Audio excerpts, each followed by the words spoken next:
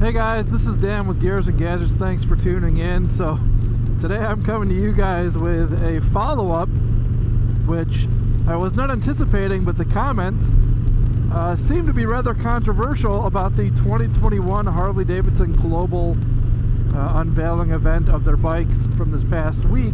And yours truly was rather complimentary, I suppose, compared to everybody else out there for the most part about 2021 Harley-Davidson. So I want to be very clear. That video that I put together breaking down the whole global unveil event wasn't me necessarily saying that, like, hey, I love everything Harley's doing in 2021, but it was more of an expectations versus a hope kind of thing. I was talking about, my impressions based on really what my expectations were, not what my hopes were. And I didn't really expect a whole lot, and that's exactly what we got. But the presentation was important to me. So I'm trying to approach this from a realistic, I guess, approach. I personally want to see change, but I respect the time and process involved in doing so. I appreciate the little things, and I also understand the reality. And that reality is not necessarily pretty. So, in 2006, Harley-Davidson sold somewhere around 350,000 units. In 2019, that's down to about 200,000 or so. It's down like 40%. And Harley's not in a position of swinging for the fences, because if they miss and strike out, they go out of business. So everything they are doing right now is incredibly calculated with purpose. So, at this point, you had the 2018 Softails come out. I love it. I think it's a great bike.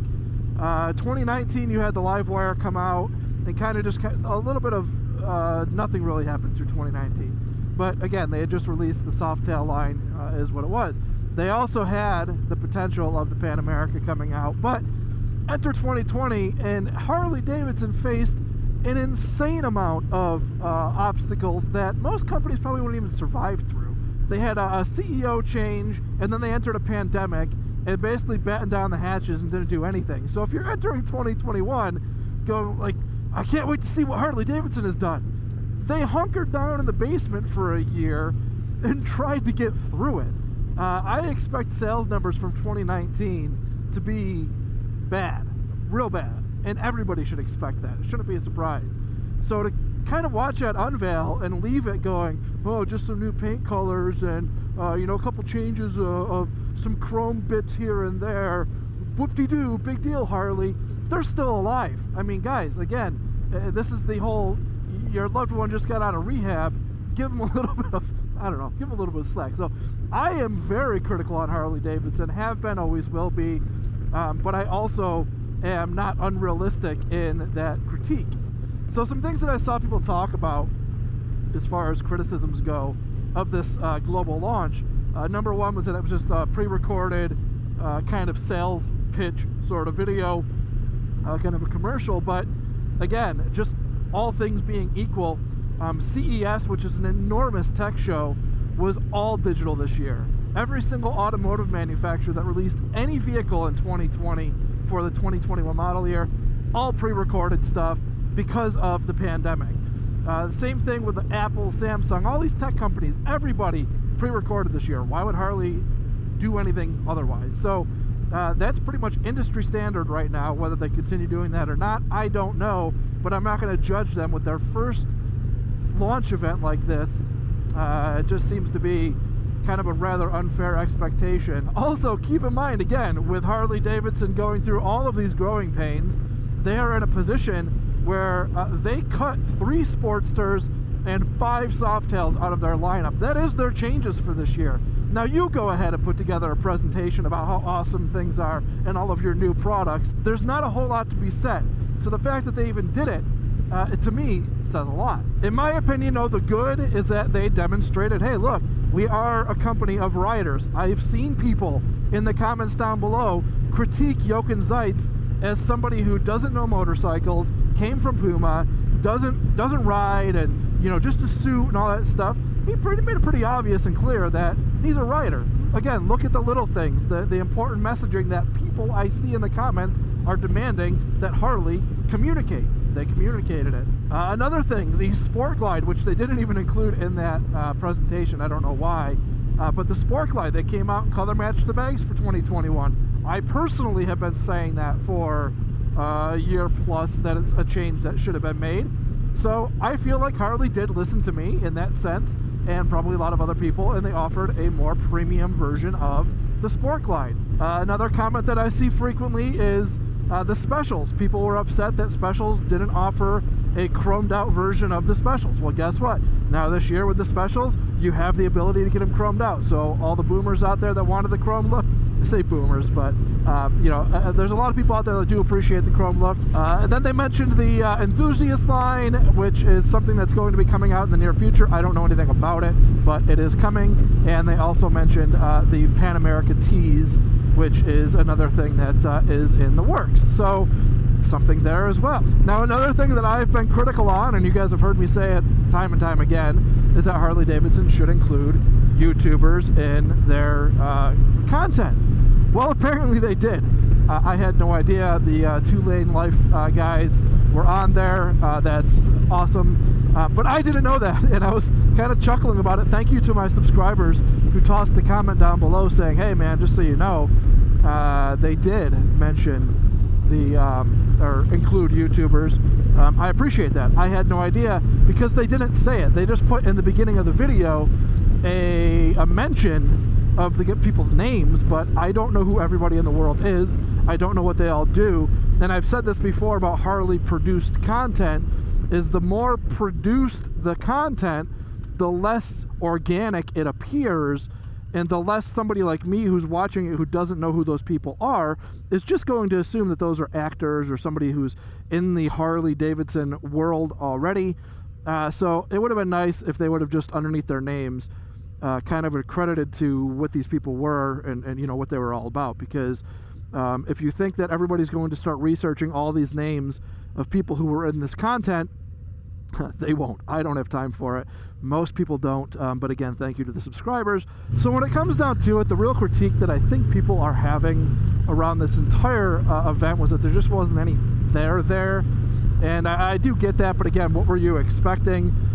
The one thing I was kind of thinking back on is, you know, maybe they would have been better suited to maybe do, instead of a 40-minute video on not a whole lot, maybe a 50-minute video and combine the Pan America stuff in there and take their 40-minute produced video that they put out for the launch, cut that down to 25 minutes, and then do another 25 minutes of the Pan America.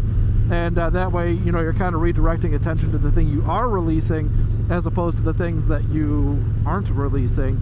But that's kind of a minor nitpick. I look at it this way, is that not every company every year comes out with some new revolutionary thing, but the fact that they produced any content and put it out there directly to the consumer, which was a first for Harley, because typically this type of content was provided to the dealers, and then the dealers would go and provide that information to the people they're selling the bikes to.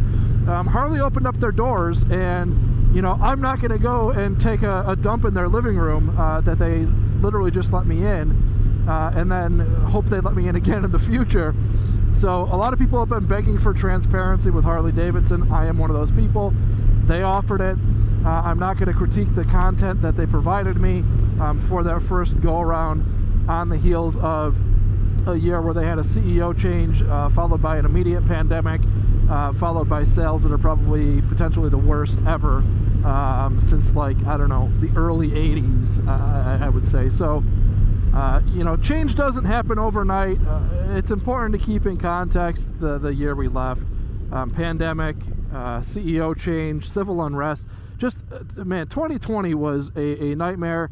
2021 kind of started out, or seems to be like it's not getting better quick enough, but that's just my opinion.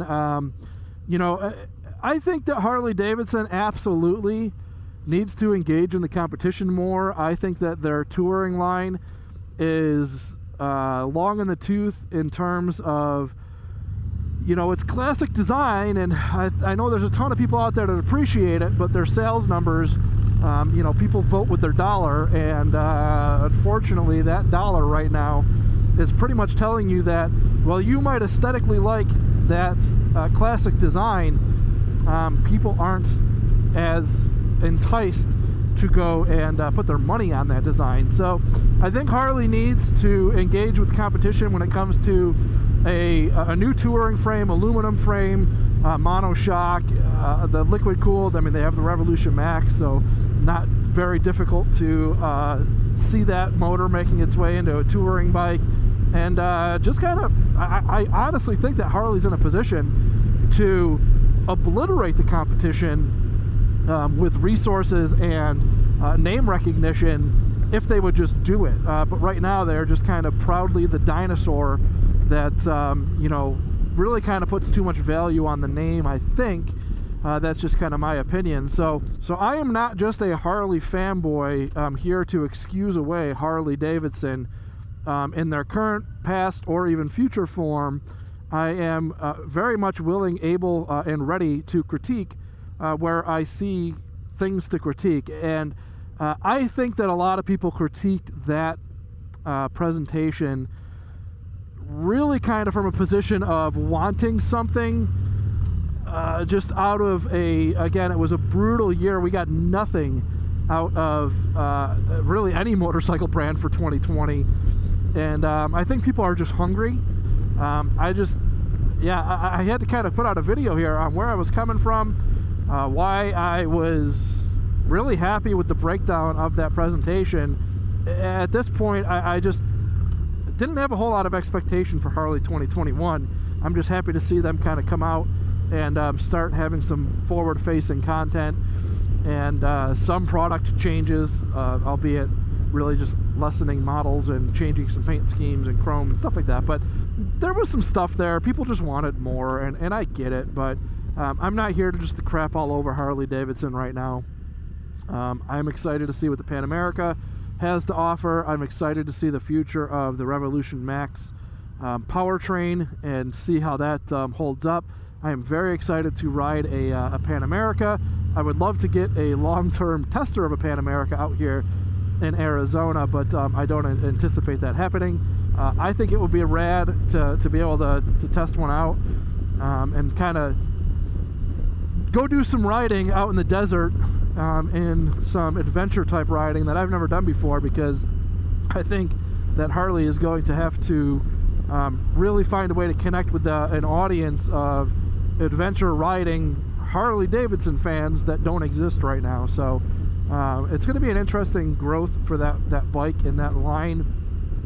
We'll be interested to see kind of how it holds up to the competition. So with that being said, guys, I really appreciate the support, and I also appreciate you guys calling me out. If you think that you know, I'm starting to become soft, I guess you'd say, that's certainly not who I am. My opinions are strong, always are very strong, but at the same time, I try not to get angry just for the sake of getting angry.